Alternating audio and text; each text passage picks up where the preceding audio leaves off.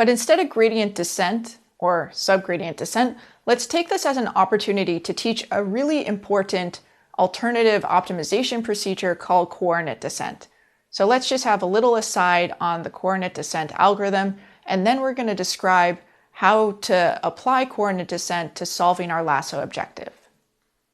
So our goal here is to minimize some function g. So this is the same objective we have whether we're talking about our closed form solution, gradient descent, or this coordinate descent algorithm, but let me just be very explicit where we're saying we want to minimize over all possible w some g of w, where here we're assuming g of w is a function of multiple variables. Let's call it w0, w1, all the way up to w capital D. So this w I'm trying to write in some bold font here. And often minimizing over a large set of variables can be a very challenging problem. But in contrast, often it's possible to think about optimizing just a single dimension, keeping all of the other dimensions fixed. So easy for each coordinate when keeping others fixed, because that turns into just a 1D optimization problem. And so that's the motivation behind coordinate descent, where the coordinate descent algorithm, it's really intuitive. We're just going to start by initializing our w vector, which will denote w hat equal to 0, or you could use some smarter initialization if you have it. And then while the algorithm's not converged, we're just going to pick a coordinate out of 0, 1, all the way to D, and we're going to set w hat j equal to the w that minimizes. I'm going to write this as an omega, so I'm going to search over all possible values of omega that minimizes g of w hat 0 dot dot dot all the way to w hat j minus 1 comma omega comma w hat j plus 1 all the way up to w hat d, where here these values, everything with a hat on it, are values from previous iterations of this coordinate descent algorithm.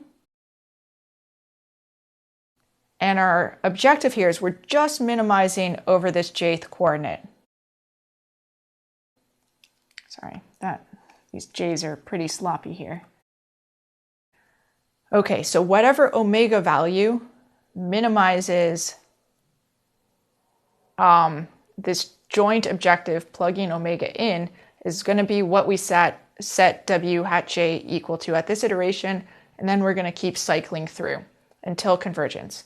So let's look at a little illustration of this just in 2 dimensions. So here it would just be w0, w1, and we're going to pick a dimension. So let's say we choose this optimizing the w1 dimension, keeping w0 fixed.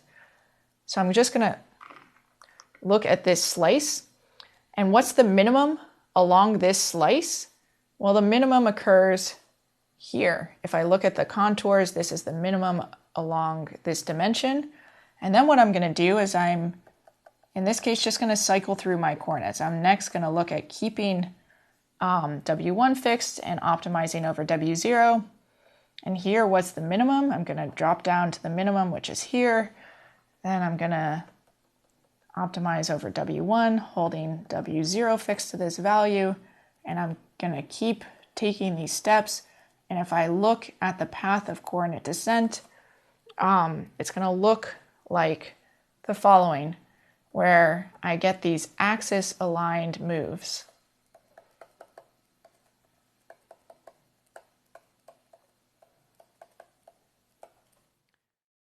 So how are we going to pick which coordinate to optimize next? Well, there are a couple choices. One is to just choose coordinates randomly. This is called either random or stochastic coordinate descent.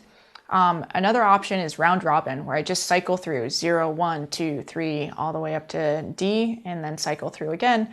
And there are other choices you can make as well. And I want to make a few comments about coordinate descent.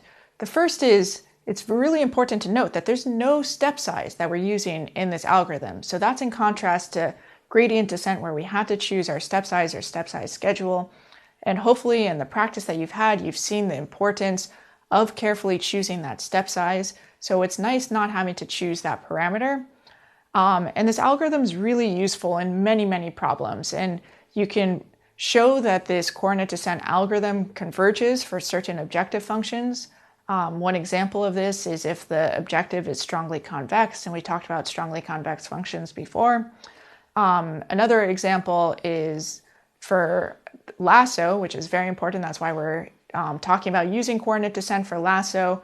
We're not going to go through a proof of convergence in this case, but know that it does indeed converge.